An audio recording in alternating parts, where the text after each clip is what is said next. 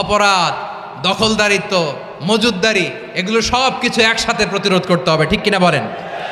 একটা মানবিক সমাজ যদি চাই, প্রতিরোধ করতে হবে। প্রিয় ভাইয়েরা, আল্লাহর শপথ নিয়ে বলি, এই নাসিহাতগুলো সবার জন্য, সব দলের জন্য, সব মতের মানুষের জন্য। আমরা কোনো দলের প্রতি মানুষকে ডাকি না, আমরা ডাকি ইসলামের দিকে।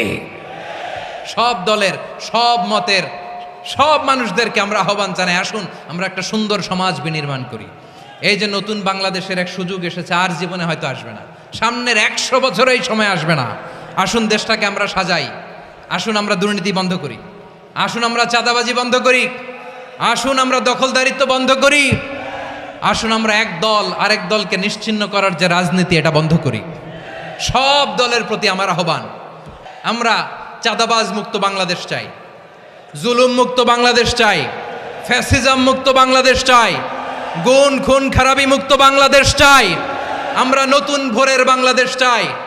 ওই বাংলাদেশ পাওয়ার জন্য মুনকার প্রতিরোধে, অন্যায় প্রতিরোধে যদি বাঘের বাচ্চার মতো, আবু সাইদের মতো 2 হাত উঁচু করে, বুককে টান টান করে প্রসারিত করে দাঁড়াতে হয়, রাজি আছো মুসলমান? কারা কারা রাজি? আল্লাহকে হাত দেখিয়ে প্রতিজ্ঞা করো।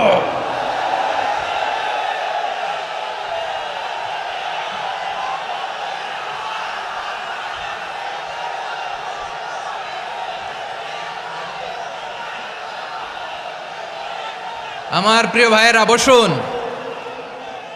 বসুন আমার ভাইয়েরা। ওরা ওদের যে হাত দিয়ে টেন্ডারবাজি করে, চাঁদাবাজি করে, ইফটিজিং করে, দখলবাজি করে, যে হাত দিয়ে, ওই মুনকার থামায় দেওয়ার জন্য আল্লাহর দিয়ে আমাদেরও 2টি হাত আছে না নাই? আমাদেরও হাত আছে, থামাইতে হবে, থামাইতে হবে, হিম্মত করতে হবে। আমার প্রিয় ভাইয়েরা, না থামালে আমরাই ডুববো শেষমেশ। আমাদের বাঁচার জন্য হইলেও থামাইতে হবে।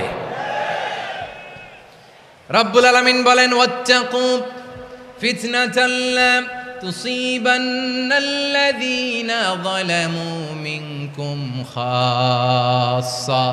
ও আমার গোলামেরা, ওই আযাবকে ভয় করো, যে আযাব যখন আমি জমিনের বুকে পাঠাই, শুধু জালেমদেরকেই মারি না, আলেমদেরকেও মারি।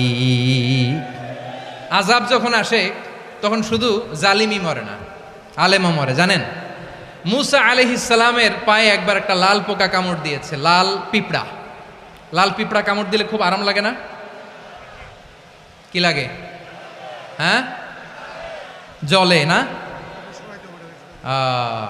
লাল একটা পিঁপড়া কামড় দিছে, তো উনি